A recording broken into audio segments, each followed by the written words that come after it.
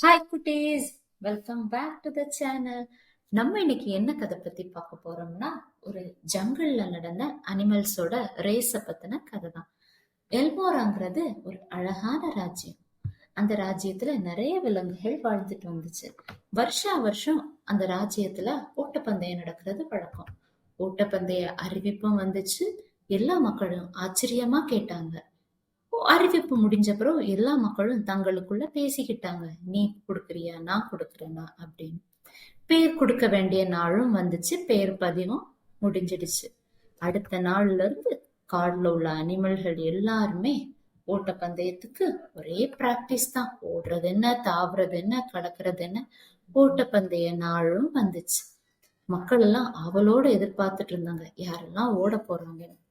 First யாருன்னா the lady Lisa. இவங்க வேகமா ஓடுறதுல துள்ளாடி. ரெண்டாவது பார்ட்டிசிபென்ட் யாருன்னா கிரேட் ஜிராஃப்.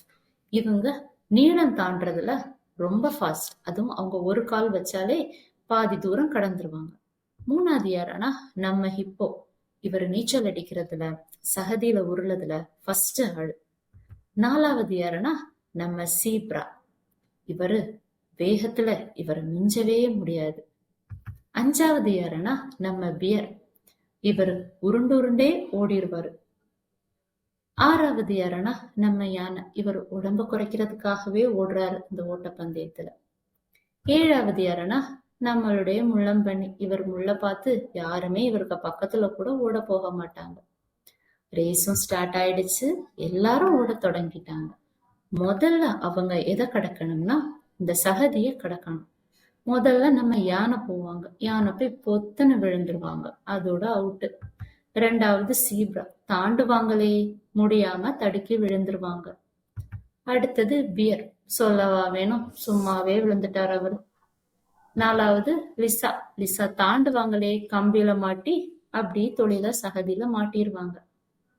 அடுத்தது ஹிப்போவும் பார்சிபியனும் நம்மளுடைய ஜிராஃபும் சக்சஸா கடந்து வந்துருவாங்க. 3 பேரும் அடுத்த லெவலுக்கு ரீச் ஆயாச்சு. அடுத்த லெவல்ல இவ்வளவு பெரிய ஹைட்ட கடக்கணும். நம்ம ஹிப்போ ஓடின ஆர்வத்துல ஓடி போய் ஒரு இடி முடிஞ்சு அவுட்டு. நம்ம ஜிராஃப் தான் சொல்லவே வேண்டாம்ல, நீளம் தாண்டதுல கில்லாடில ஒரே தாண்டு ஜெயிச்சிட்டார். நம்ம முள்ளம் பண்ணியும் அழகா குதிச்சிருவாரு.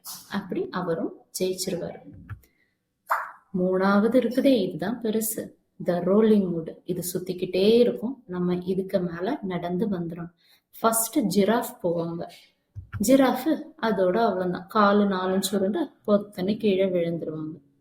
அடுத்தது நம்ம முள்ளம்பன்னி. அவரோ முள்ள வச்சு அழகா தாண்டி போடுவார். லாஸ்டா ஃபைனலா நம்ம வின்னர் யாரனா நம்ம ஹீரோ முள்ளம்பன்னி தான். இதுல இருந்து நமக்கு என்ன தெரியுது? பொறுமையா இருந்தா எல்லாருமே வெற்றி பெறலாம். சேனல்ல வீடியோஸ் வாட்ச் பண்ண எல்லாருக்கும் தேங்க்ஸ். எல்லாரும் லைக் பண்ணுங்க, மறக்காம சப்ஸ்கிரைப் பண்ணுங்க, ஷேர் பண்ணுங்க. அடுத்த வீடியோல பார்ப்போம். பாய்.